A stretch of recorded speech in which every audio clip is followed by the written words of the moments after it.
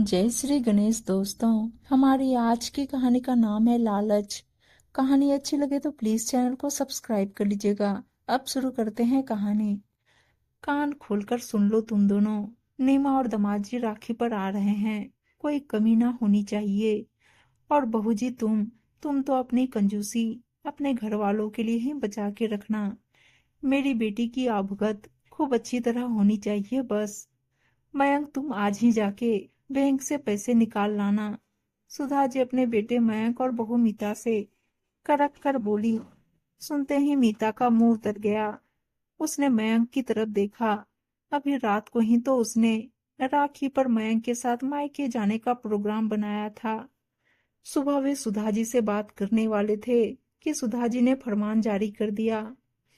मीता और मयंक का ब्याह अभी कुछ ही महीनों पहले हुआ था। ब्याह के बाद उसकी पहली राखी थी। बड़े चाव से उसने भाई भाभी और नन्ही भतीजी के लिए तोहफे लाकर रखे थे। सुधा जी ने एक झटके में ही मीता की खुशियों को आग लगा दी। बेचारी रुआंसी होकर गई। मयंक ने सुधा जी से धीरे से कहना चाहा, नीमा दीदी तो हर राखी और भाई दूज पर आती ही है। इस बार मीता की पहली राखी है। मयंक की बात पूरी भी नहीं हुई थी कि सुधा जी बिफर कर बोली, अच्छा तो ब्याह होते ही बहन का मायके आना अखरने लगा तुझे। अरे वह तो हर साल आती है। जब तक मैं जिंदा हूँ आती रहेगी, किसी को अच्छा लगे या बुरा। और मीता कोरियर से अपने भाई को राखी भेज दे।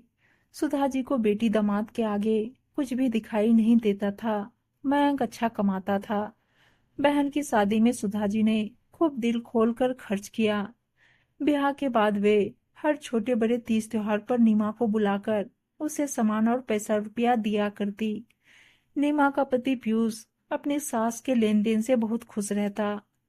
मयंक को कभी कभी माँ का पीयूष के लिए अनाप शनाप खर्च करता था, पर सुधा जी के कलेश के कारण वह विवश था। अब जब मयंक की जिंदगी में मीता आ गई थी तो उसे लगता कि वह अपने बारे में भी सोचे, वह भी ठाट बाट से रहे। मयंक ने अपनी कंपनी से लोन लेकर बड़ी कार खरीदी थी। वह नीमा और पीयूष को लेने स्टेशन गया तो उसकी नई कार देखकर पीयूष के मन में भी लालच का सर्प सर उठाने लगा। राखी का त्योहार निपट गया तो पीयूष ने कार के लिए वानगी बनानी शुरू की। उसने सुधा जी को कहा कि शादी में मिली कार तो छोटी थी, भला आपका दामाद उस माचिस की डिबिया में चलता अच्छा लगेगा क्या? लोग क्या कहेंगे? सुधा जी दामाद की फरमाइश सुनकर हक्की बक्की रह गई। उन्होंने सपने में भी नहीं सोचा था दामाद महंगी कार की मांग कर बैठेगा। पीयूष ने सोचा था बेटी के मुंह में विवश सुधा जी मान जाएंगी। सुधा जी की आंखें खुल गई कि उनके बेवजह के पैसे लुटाने की वजह से ही पीयूष की यह हिम्मत हुई है। पीयूष को शायद यह गलतफहमी हो गई कि उनके पास बहुत पैसा है। उन्होंने बात टाल दी। पीयूष को सपने में भी यह गुमान नहीं था कि सासू माँ उसका कहना टाल देंगी। बस इसी वजह से पीयूष और मयंक के रिश्तों में दरार आ गई। पीयूष नीमा के मायके आने जाने पर भी कलेश करने लगा। उसने नीमा को यहाँ तक कह दिया, कार लेकर आओ तो आना, वरना वहीं रहना अपनी माँ और भाई के पास। जो लड़की हर राखी भाई दूज पर मायके बुलाई जाती, वही आज मायके जाने को तरस गई। मयंक ने कई बार पीयूष से बात कर उसे समझाने की कोशिश की, पर पीयूष की आंखों पर तो लालच की ऐसी पट्टी बंधी थी कि उसे कुछ और नजर ही नहीं आ रहा था। तभी एक दिन पीयूष के मामा मामी अमेरिका से आए। नीमा उनका बहुत ख्याल रखती थी। वे भी उसे बहुत पसंद करते थे। नीमा का मुरझाया चेहरा देखकर वो समझ गए कि कोई बात जरूर है। पीयूष के ऑफिस जाने के बाद उन्होंने नीमा से उसकी उदासी की वजह पूछी तो नीमा ने रो रो कर उन्हें पीयूष के लालच के बारे में बताया। बचपन में ही माँ बाप के गुजर जाने के बाद मामा मामी ने ही उसकी परवरिश की थी। वह उनकी बहुत इज्जत करता था। अब वे अपने बेटे के साथ अमेरिका ही बस गए थे। रात को मामा मामी ने पीयूष को बुलाकर समझाया कि वह ससुराल के पैसे का मुंह छोड़कर अपनी मेहनत के बल पर अपने ठाट बाट बनाए। ऐसा कोई काम न करे जिससे उनकी परवरिश पर उंगली उठे।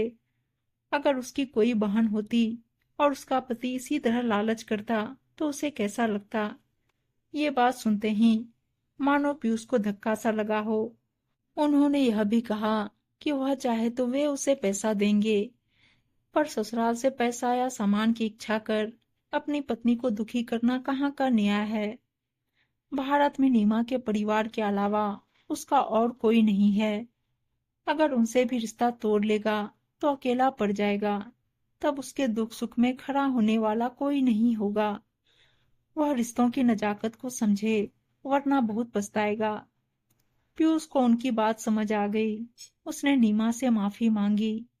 सुबह होते ही नीमा ने सुधा जी को फोन कर कहा कि वह और पीयूष मामा मामी के साथ खाने पर उनके पास आ रहे हैं।